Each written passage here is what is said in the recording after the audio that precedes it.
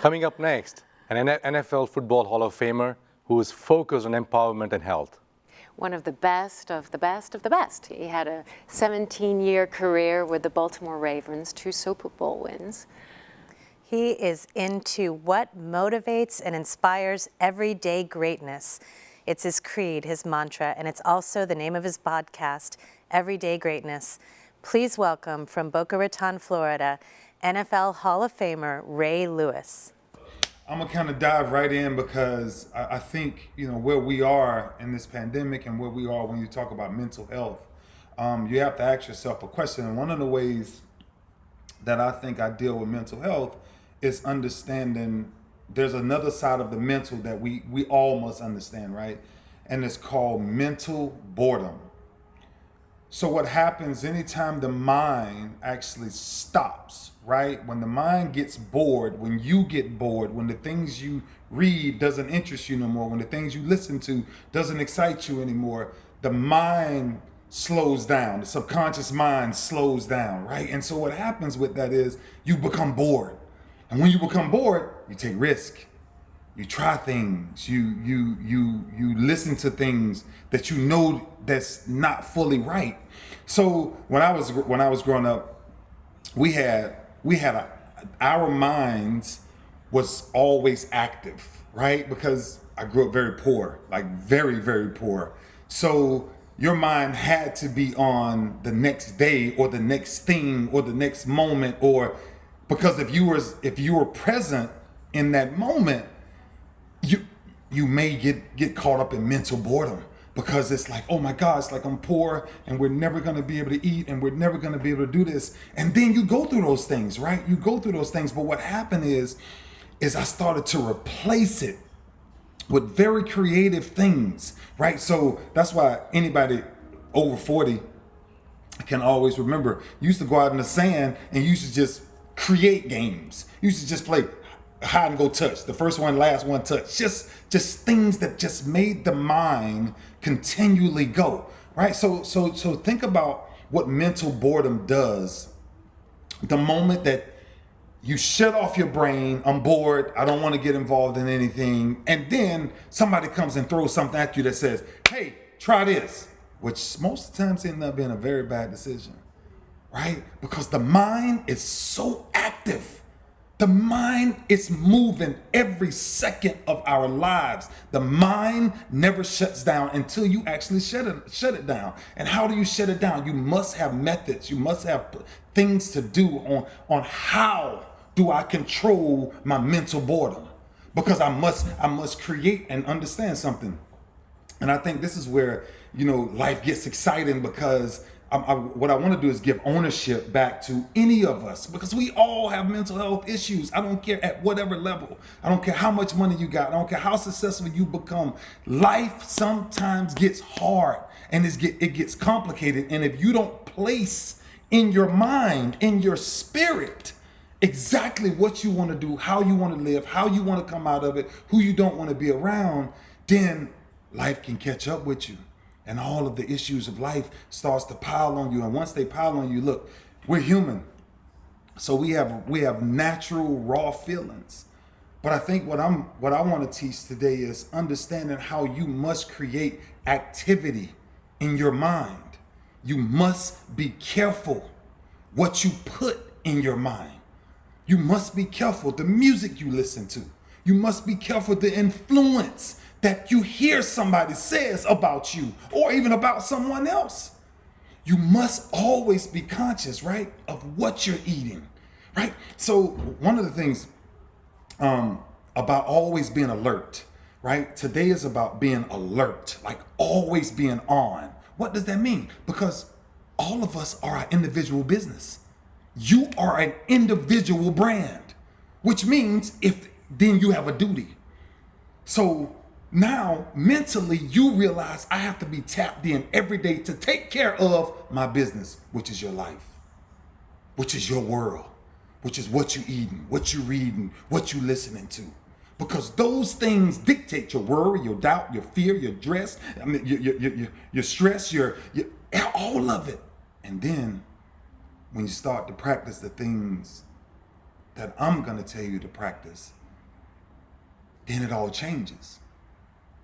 Because you understand that mental health is a real issue. But mental clarity contradicts that. Because once you become clear in who you are, what you want to do, where you want to go, what you don't want to do, and most importantly, the legacy you want to leave.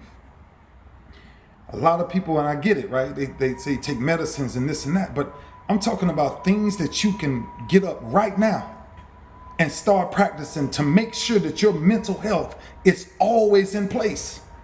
That's why one of the companies I started was just no excuses. No excuses from a deck of cards, right? I went through something very traumatic because of a deck of cards, right? A deck of cards. I asked my mom at 10 years old for a deck of cards. Why? Because I got tired of seeing my mom be beaten. I just wanted, it wasn't football. Football wasn't what excited me. I was tired of seeing my mother physically go through this pain. So I was mentally drained. I was emotionally, I was spiritually confused. I was just, oh man, I was everywhere as a little kid, right? And even though I loved my father to death, daddy wasn't there. So now all of these things is in my head and I'm trying to figure out how do I balance these things out? Then I ran into mental clarity. And I grabbed a deck of cards and I ran into physicality. And I'd never forget in church, Greater Faith Missionary Baptist Church, my great grandmother would say, I want you to say the prayer today. And I led devotion. Hymn 454, charge to keep I have. 1985. And I never forget, I started praying for things that people didn't know that I was dealing with. I was dealing with issues of not having a father. But I was dealing with a bigger issue of watching my mother go through this pain every day. Along with trying to figure out life. So the mental side of life was everywhere. And this deck of cards gave me clarity. I never forget, I grabbed the cards, she bought me a pack of cards, I grabbed the cards, I threw them on the floor. And a 6 came out. I started doing 6 push-ups. A 10 came out. I did 10. A Jack, Queen, King came out. I did 10. A Ace came out. I did 25. A Joker came out. I did 50. Until I got sick and tired of doing push-ups and then sit-ups and then push-ups. And then I felt the pain on the right side of my stomach. And I said, when I feel this pain, I got 2 ways to deal with this pain. It's just like mental clarity. We got 2 ways to deal with this pain. Because the pain is so great, how do you deal with it? Either you ease off and you lay back down and you take a breath, or you find a way to push through it and become very clear that I'm not here to give up or give in. But we got to put things in places that makes us go in that direction. Because mental boredom is I'm telling you, it's the one thing that we forget. That's why nowadays, so many things can entertain us, but rare things inspire us. Touch yourself and let yourself know you matter. You have a purpose. You have something to get done. No, you do. It ain't nobody else's fault. It's our fault sometimes for just not spending time with us enough. Just spending time with yourself. You know how much clarity you will get just by working out every freaking day? Don't get mentally bored. Go to my No Excuses page. Go to my IG. Go to my noexcuses.tv and try this program. Train the body. Marry the spirit. And never let go of your destiny. And the only thing that's going to get in the way is detours or distractions for the rest of our lives. And we have to have a solid foundation which is built from mental clarity to understand mental opportunity. And some things we got to turn down that doesn't fit in where we're headed. Me and my trainer, Monty Sanders, we started something years ago, 2001, we started training, and we both cursed a lot. right? And it was all in jokes. You just always curse. Every joke you made, you had to curse. You had to curse. You had to curse. And then we had in earrings as well, right?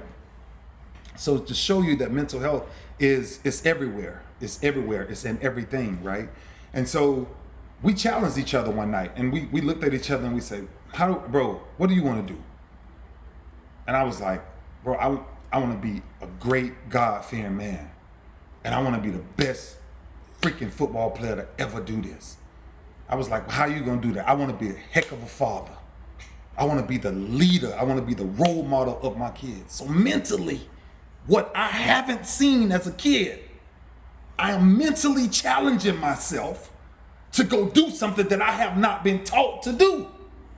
I haven't been taught to be a leader. I haven't been taught how to be a father. So mentally, I had to change the things that I was doing.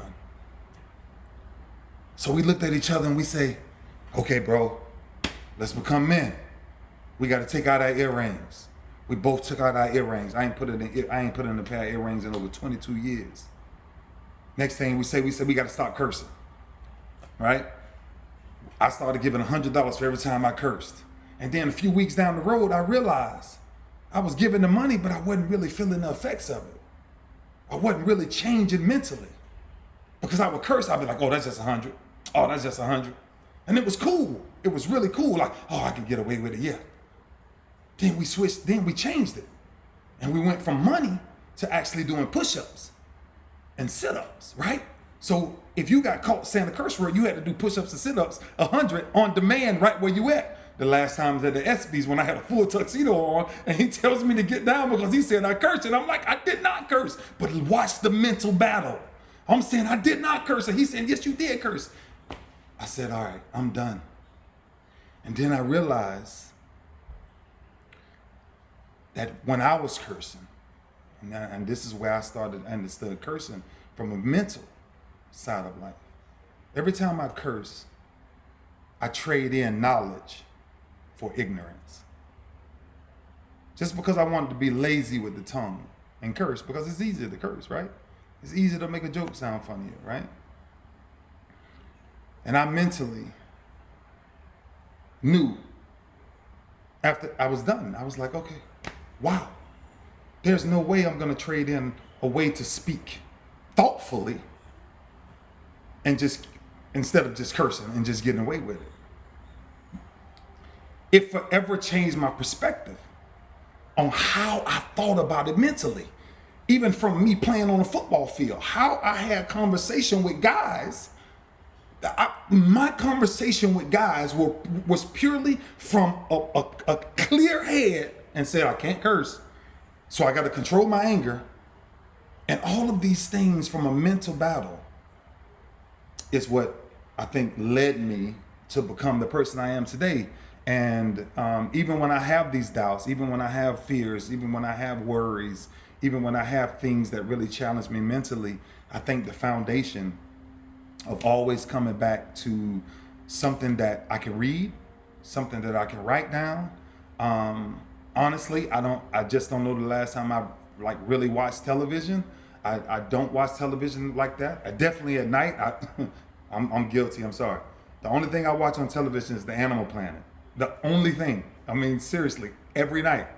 Oh my gosh, this is so horrible what happened to this lion last night. But whew, that's the Serengeti problems, right? What I'm saying is, it's like I fought for my mind back.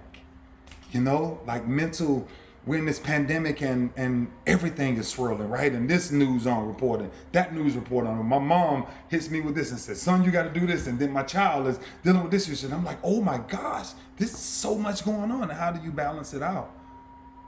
I make sure I eat all of the right things. I've been a pescatarian for almost 10 years. I only eat fish, and then I just took a long break from fish. So I'm very clear mentally in the mornings. My body is really empty from any hangovers or just laying around and just tired, right? And so then the way I've never stopped training. since I let go of the game of football, right? You don't retire from life, you retire from the game. And I retired from the game. And I kept training, and that's why I'm back in this cycling, doing this cycling all over again. So as you see, I became even more busy in this pandemic on things that not was taken away from us, things that I just wasn't accessing.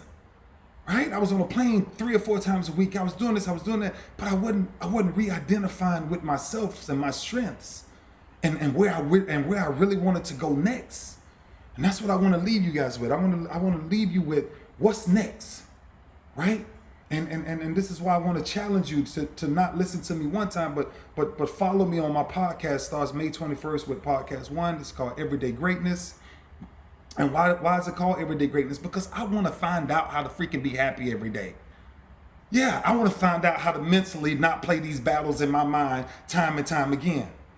I don't want to get mentally bored. I want to be mentally sharp. I want to always be chasing a better me, and I want to always be meeting or hanging around people that's trying to go where I'm going, or way past me. I don't never want to be the smartest person in the room, but I want to be the person that's alert, that's in the room, that's aware with who I am. And each one of you that's sitting at home today have the same ability to practice these things.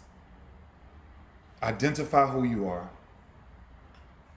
Research what you want to do every day of your life. Write down even the visions that you don't feel comfortable about. Write those down too. Be okay with identifying your greatest weaknesses before somebody else finds your greatest weaknesses. And the last thing that I will give you honestly at home, there's one challenge I'm going to challenge you with over the next 30 days. Become your own best friend. Like, really reconnect back with you. Don't have a plan B, because plan A and plan A is you spending time with you. You writing things down that you never thought you wrote down, that you never thought you would say, that you never thought you would wonder about. Mental health says, I come to kill, steal, and destroy. Yeah, that's what the devil says too. But God says, I come to give life. I come to give life in its abundance. I'm excited to be on this mission. I really am. Never alone. Yeah, I wish I would have had never alone when I was a kid. Yeah, I had so many things going on in my head when I was a kid. My goodness. Wow. But I made it on this side. And so, good friend of mine, Victor Brick, thank you so much for all of the blessings, man. I mean, this is amazing. Your energy is amazing. Everybody that's sitting home, please challenge yourself this week. Don't think you're okay mentally. Check in to make sure you are mentally clear on who you are, where you're trying to go, and what legacy you will leave. Join No Excuses. We got a great culture over there. And the culture and the mission is simple. How do we affect, redirect, or give hope to 1 billion people? How do you do that? I think we're going to need each other to accomplish that. Got to be mentally sharp. I appreciate you, Never Alone. Thank you guys so much. This was so amazing. I would love to continue this conversation and just keep going, because I truly believe this from the bottom of my heart. I believe God is calling us to not only share these things, but spend time with teaching us how to live this out. It's not what you eat, it's why you eat it. It's not what you drink, it's why you drink. It's not what you listen to, it's why you listen to it. And now is when we got to search for this knowledge to say, mental health, hello, I'm here to fight. And what I'm going to do is I'm going to replace it, because my mind is so active. My mind is so active, I'm going to give it a lot to do. I'm never going to become bored again. God bless you all, no matter where you are. We all know this is an issue, but together, all things are possible. Thank you, Ray Lewis. Listening to you, I'm going to play this a couple of times. Being a father, being a man, you inspire me to go deep within myself to find those answers. You're absolutely right. Being a father, if you don't get, or a husband, you don't get a user manual. Nobody gives you a user manual. So this is the university, how to be a good dad. And what you said is very important.